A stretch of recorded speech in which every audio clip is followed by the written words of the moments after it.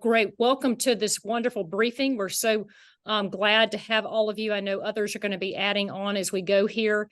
And U.S. Israel Education Association, for those of you who are stepping in and new to our organization, we're educating and serving members of Congress, taking senior leaders of Congress to Israel, featuring going through the area called the West Bank or Judea and Samaria. And we have quite a bit going on Capitol Hill. And one of those leaders, and I'd like to just mention the leader, the one that's really leading out front in Congress is Congressman Mike Lawler. And we're so honored to have you with us today, Mike, from New York, 17th District, Congressional District, and serving on House Financial Services Committee and House Foreign Affairs Committee. And it looks like nearly 50 congressional caucuses. So it sounds like you might not sleep at all. That's for sure. Yes.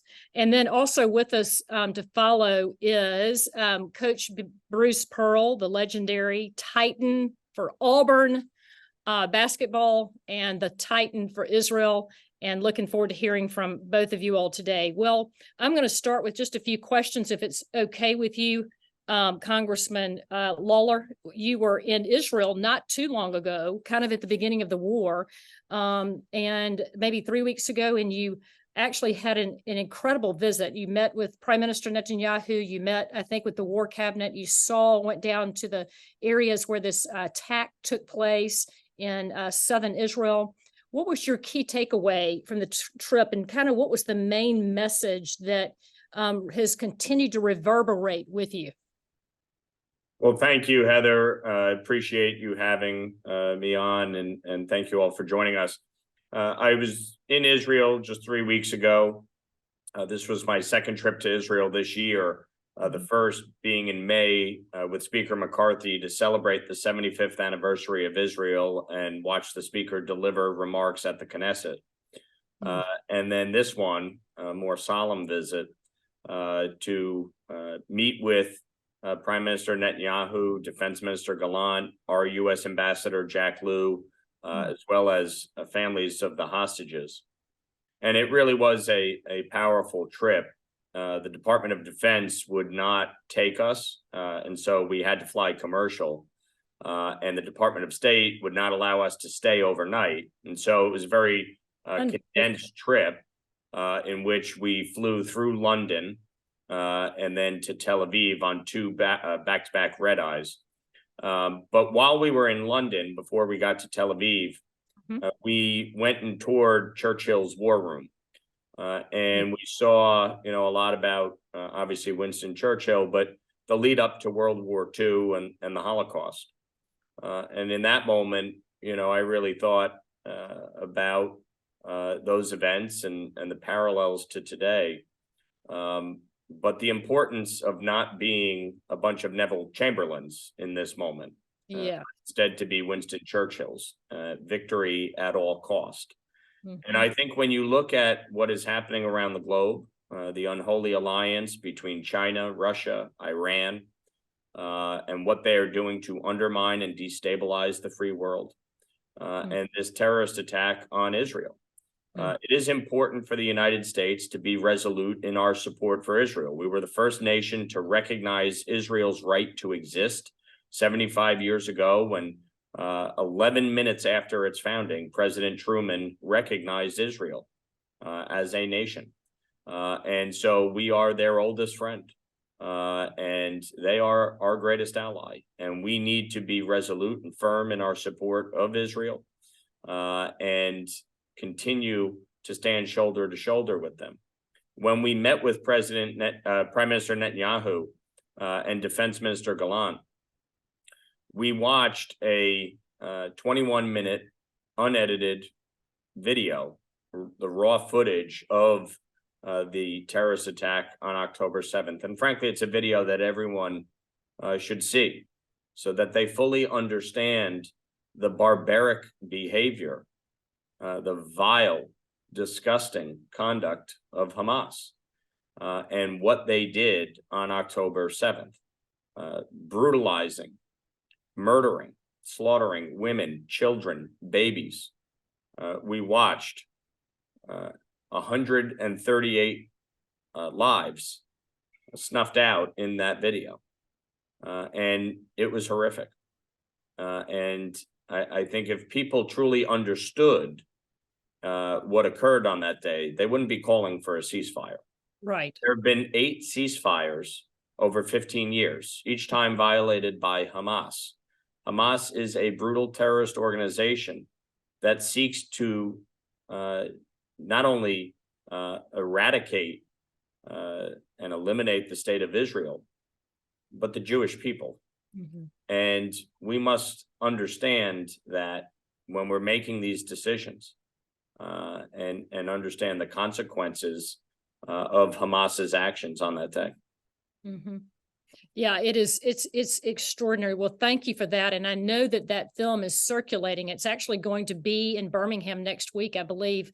And I know that people need to take advantage to see it. And let's remember that it was Hamas who filmed it all. It was not the Israelis filming it. It was Hamas filming their psychopathic behavior. And let's also remember that it was well planned. It was not something last minute, even though they were high on cocaine when they crossed the border. Those thousands of troops, 80% of them were high on cocaine.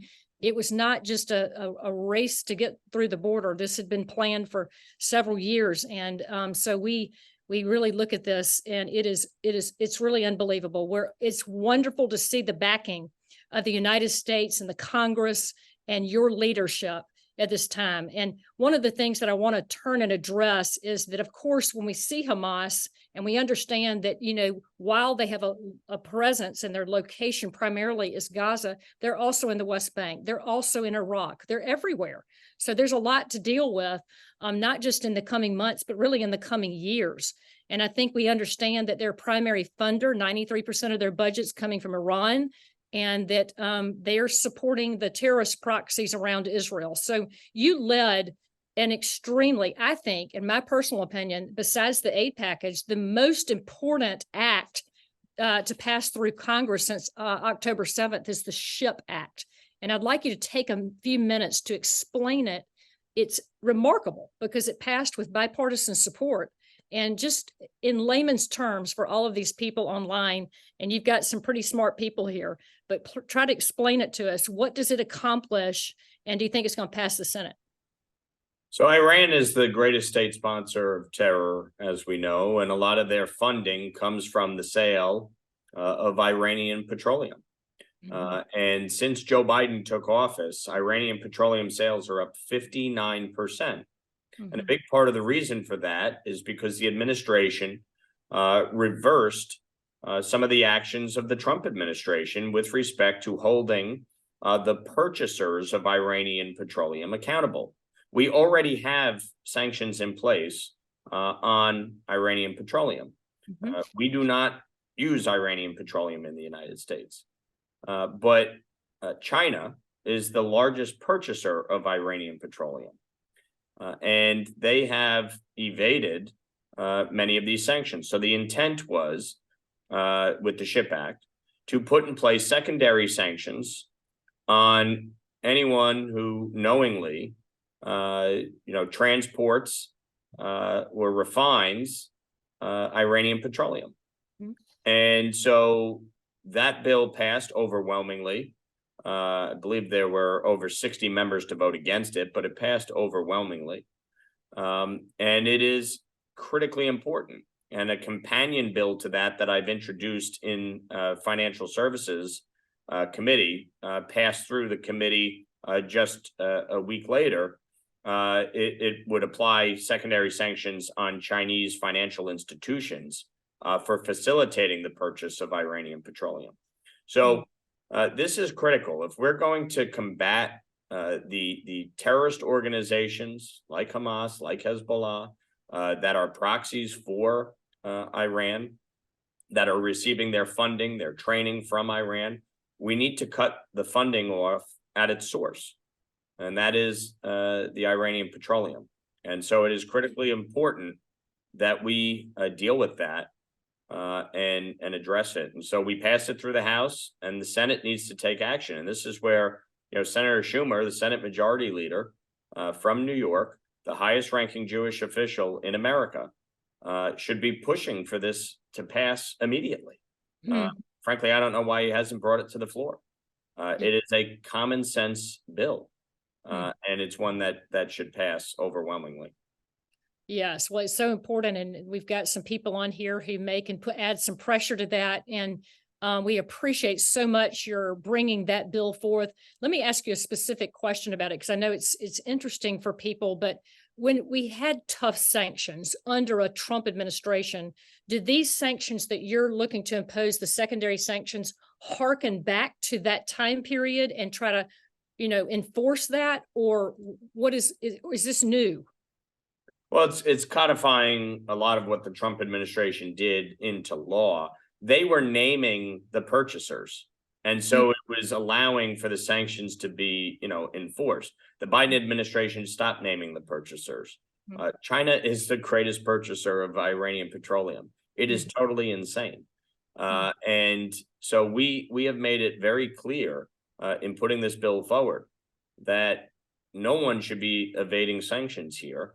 That Iranian petroleum should not be purchased, and that anyone who does indeed purchase it is going to be held accountable.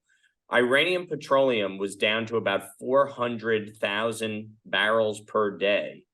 It's now at 1.5 million barrels per day because of the lack of sanctions enforcement. Incredible. And so the counterpart to this in the Senate, what is the bill in the Senate called? It's the same bill. Yeah, okay, great. And the intention, again, this bill is straightforward. We introduced this before October 7th. This bill has been being worked on, throughout the last 5 months or so. We had over 230 co-sponsors in the House before it was brought to the floor, and I want to thank Steve Scalise and Speaker Johnson for bringing this to the floor, because it was a critically important piece of legislation to advance, especially after the terrorist attacks on October 7th. Yeah, it's really amazing. People are going about their busy lives, Christmas shopping, going to Costco. It's so important to be supporting our Congress right now with this critical piece of legislation. And thank you for being out front leading it. Well, the government funding deadline has been sort of punted to the new year. So the aid for Israel sort of is hanging in the balance. And there was a standalone bill that passed the House, which was great. But now that aid is sort of tied up in the Senate with funding to Ukraine, Taiwan, border security initiatives. What do you think is going to happen with the Israel funding? And what's the path forward for Congress to ensure that Israel has the funds to fully prosecute this war? And that includes munitions, which is the cry of every leader over there, which we've got to have more munitions. We need to know that that's coming. What do we do? What do you think is going to happen with the funding? Well, it's obviously critically important that we get the resources to Israel as quickly as possible so that they can replenish and that they know they have the support to prosecute this war. This is going to be a long battle. It is a battle of good versus evil. There is no moral equivalency here. And those of my colleagues that are trying to hold Israel to a standard that they don't hold anyone else, it's absurd. Yes. And, you hear people like Bernie Sanders saying that there needs to be conditions on this aid. We're not putting conditions on aid to Israel. We will support them. Now, the challenge in the United States right now and in the Congress is that our debt is approaching $34 trillion. We have spent money we don't have and have been doing so for decades. And it is getting worse. And in the first 2 years of this administration, they increased spending by $5 trillion in 2 years. So it's unsustainable. And what the speaker has said by putting the funding in the bill, how we were going to pay for it with the IRS funding, from the prior Congress. He has put a marker down to say, we need to pay for this. Here's how we propose. The Senate has done absolutely nothing. Chuck Schumer has not done one thing all year. They are not passing bills. They are not advancing on issues, whether it be the border, whether it be energy. They can't pass anything through the Senate. And so a lot of the focus has been on the House, but the reality is that they need to actually pass something. We have passed aid to Israel, and we will absolutely work to get that done. But the Senate needs to move. And frankly, they should take up a standalone Israel bill and advance that so that we can negotiate and get it signed into law. What the Speaker has said on Ukraine funding, which I support, is that we need to deal with our border crisis here. And so I think it's incumbent on the Senate, again, to actually negotiate and actually pass something that deals with our border crisis while advancing aid to Ukraine. But Israel should be a standalone, and it should move expeditiously. And I think Senator Schumer, as the highest ranking Jewish official in America, has a responsibility to do that. And frankly, there should be more pressure from others outside of Congress on him and on the Senate at this moment to act, because the House has actually passed something, and it was a bipartisan bill. And all of the aid that was requested was funded.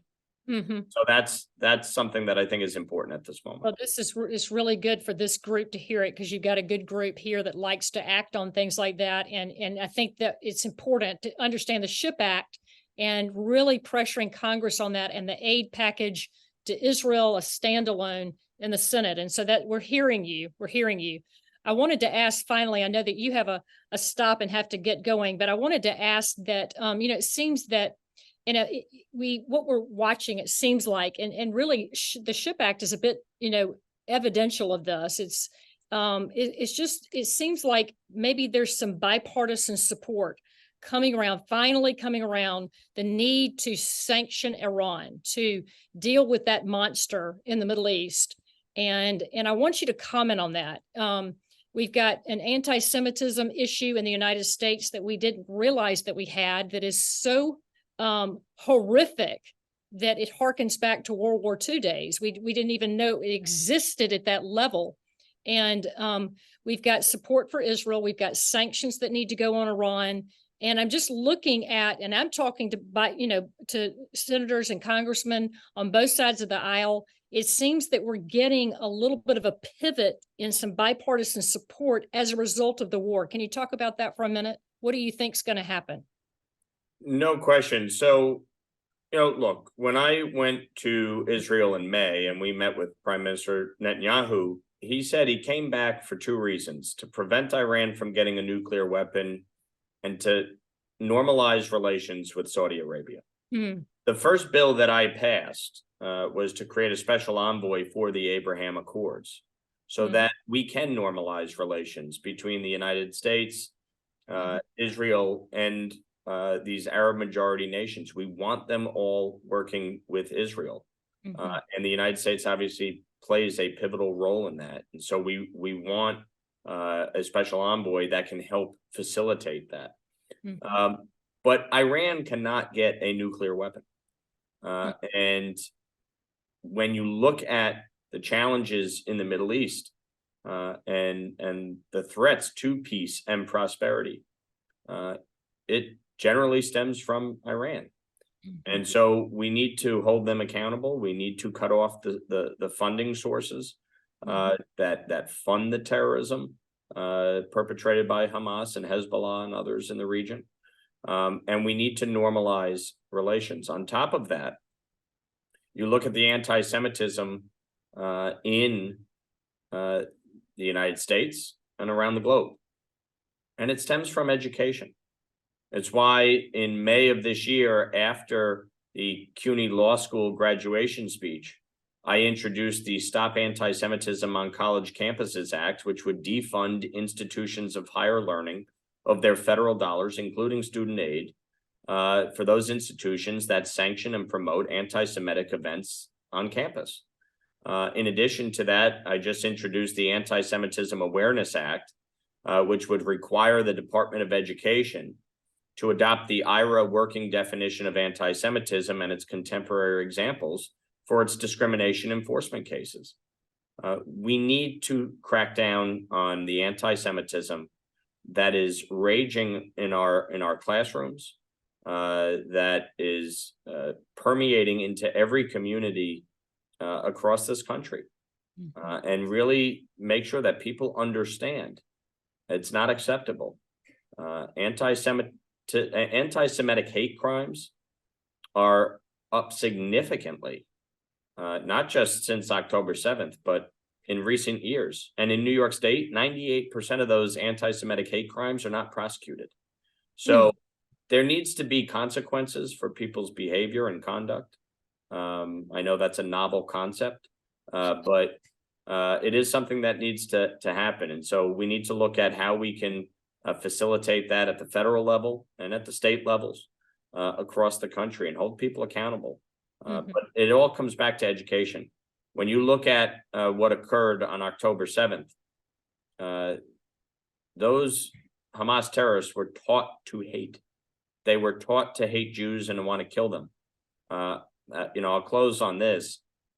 When we watched the video, there was a young man, maybe about 20 years old, based on how he sounded, who called his parents in Gaza to tell them, "Mom, Dad, I just killed 10 Jews with my bare hands. Mom, Dad, I just killed 10 Jews with my bare hands." Bragging to his parents parents praising Allah. That is taught. That is taught. You are so right, Congressman Lawler.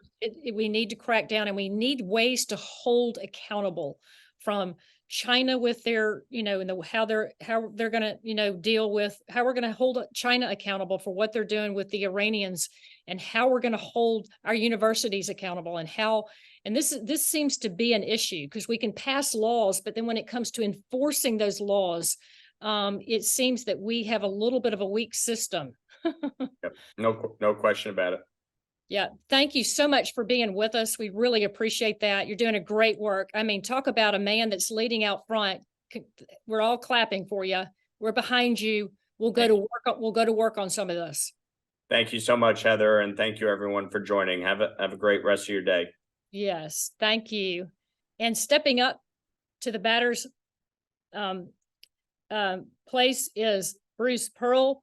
And Coach Bruce Pearl, you're known by everybody here, and we just appreciate you joining us. We know you're in your big basketball season and running from thing to thing, but just want to hear from really one of your primary things. I know that you are carrying a weight right now, because while you're out coaching and you've got a massive attention to a huge job that you have, you're also carrying Israel in your heart.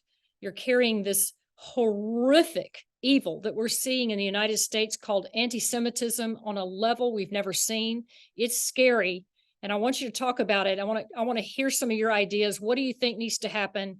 How is it affecting you as a Jewish man? We can't. Oh, wait, we can't hear you. There we go. Good morning, everybody, and thank you, Heather, for the opportunity, and appreciate all the information that we're getting to be able to, stay up to date on this. How has it affected me as a Jewish man? It sort of affects every day, but honestly, it's been no different for me my entire life, because my entire life I've grown up with an awareness of anti-Semitism and some of the challenges that we faced. Again, being born in 1960, 15 years after we discovered that 6 million of my brothers and sisters were murdered just because of their faith, that reality was very, very real to my family. And so obviously it's been very real to me my entire life. The creation of the state of Israel is a fulfillment of God's promise. And I'm so grateful to USIA and its faith-based support of the state of Israel and God's promise.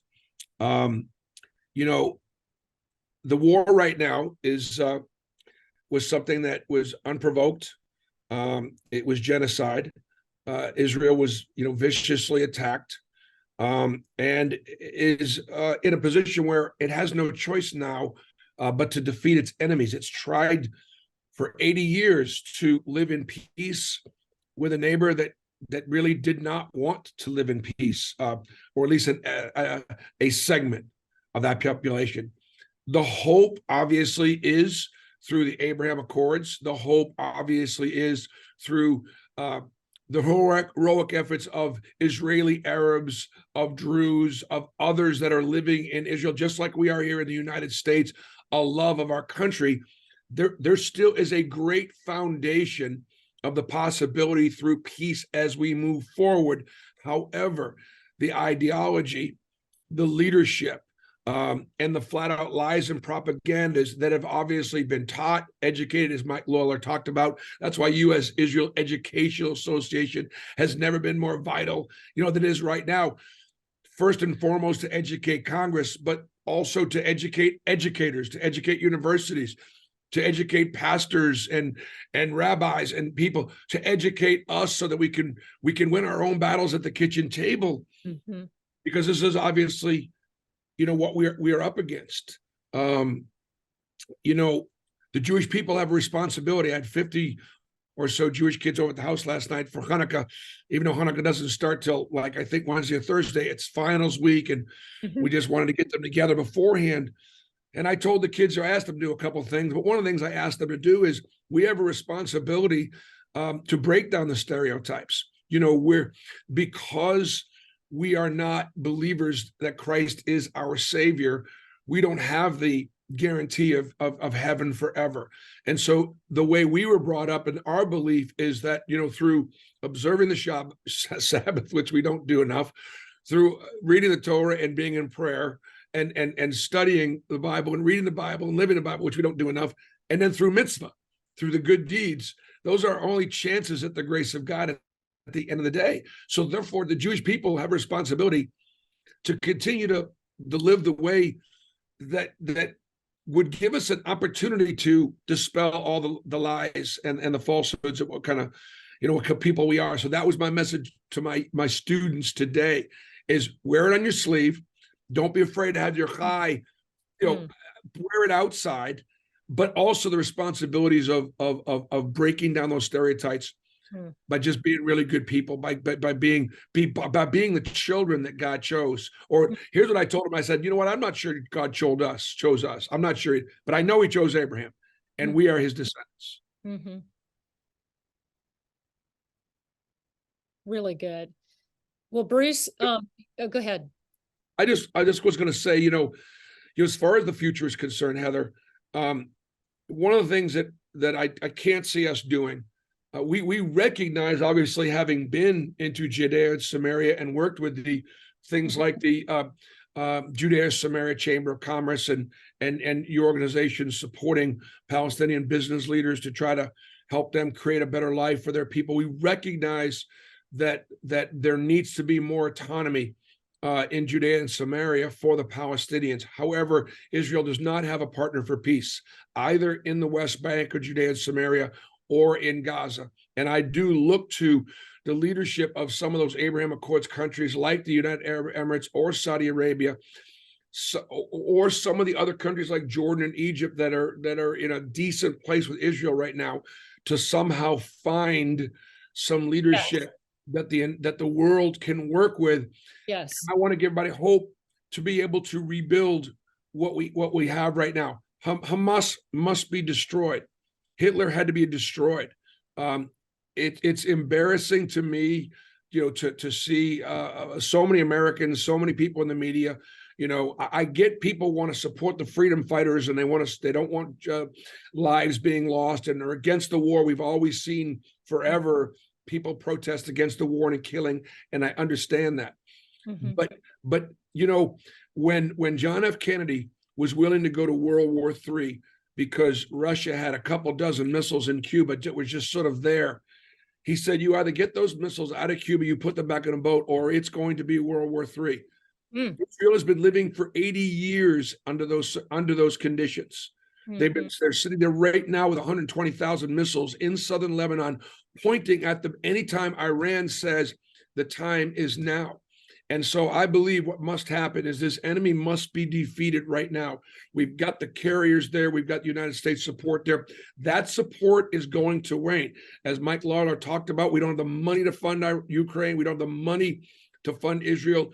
America is getting tired of paying for everything, and so are Americans. And so to me, we need to be acting sooner than later, giving Israel all the support she needs to go ahead and destroy the enemy, and then be able to rebuild. And I know USIEA is going to be in the forefront of there. If 1,400 Israeli citizens could be murdered simply by cutting through a fence, the threat of the Iranian nuclear thing is there.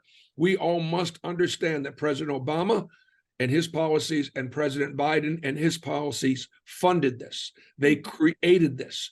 We can look throughout our history, especially since World War II. How many times have we screwed it up? How many times have we as a country gotten it wrong?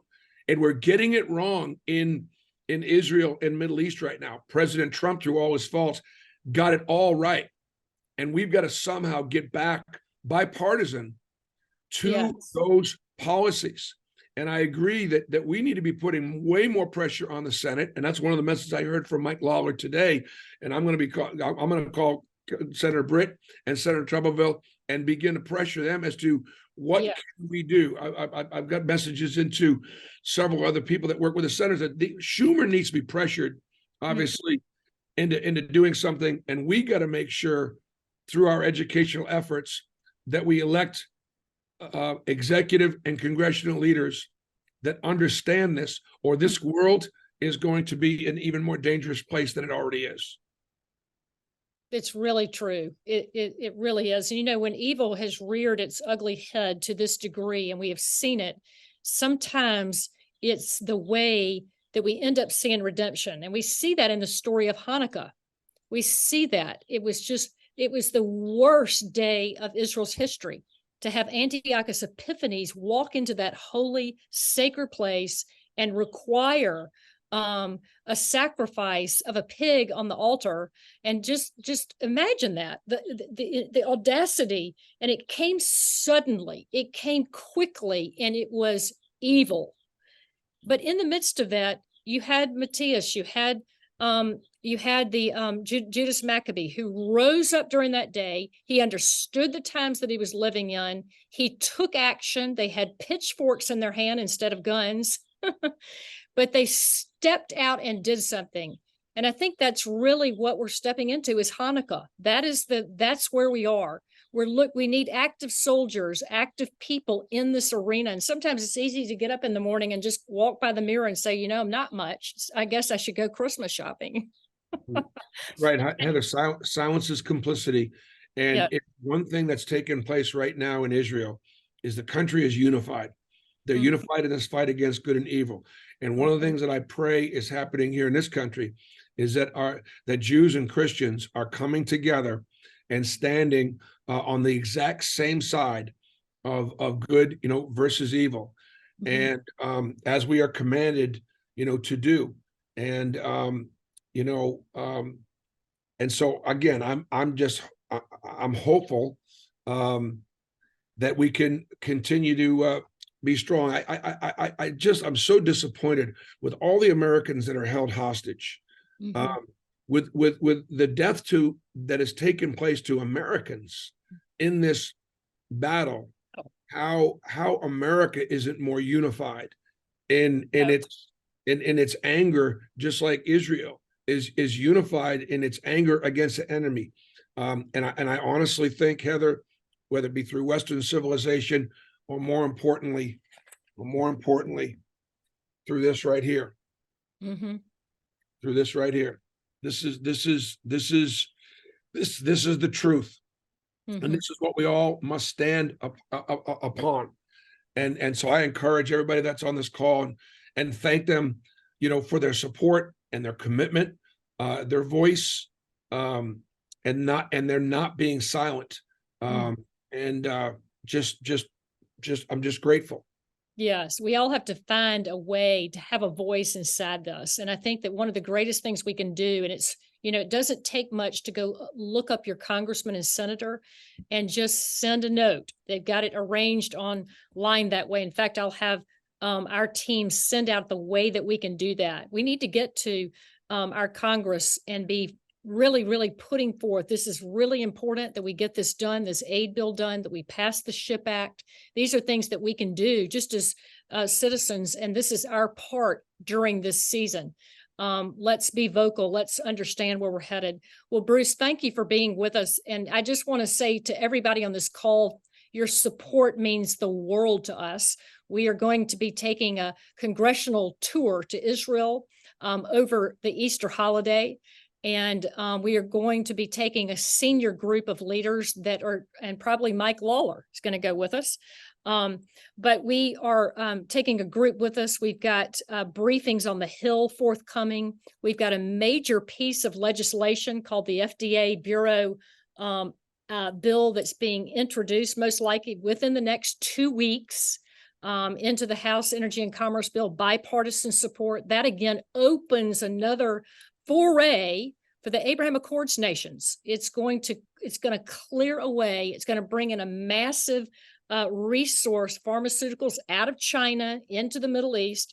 These are things that are ahead of us. This is US IEA today playing our role, trying to lead in the midst of this crazy thing. And then I'd lastly like to say that as bizarre as the situation is in Israel, I was on the phone with Mayor Eli Shaviro just a few days ago, and he made it clear to me. I said, Eli, what about all the Palestinians that are working in the Barcon industry? You've got thousands and thousands of people. And he goes, oh, they're going to work every day. I said, what? In the middle of this war, in this prosecution of war, also inside Judea and Samaria, you've got Palestinians going to work? And he said, absolutely. The whole nation has to works with the Palestinians. We've got 150,000 Palestinians that work with Israelis.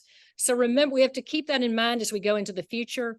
My suggestion is that we pray that we begin to think and envision the future with the Palestinian leadership, rulership over Gaza. Really does need to be a group of technocrats, people that have a democratic mindset, completely unaffiliated with terror organizations or beholden to terror organizations.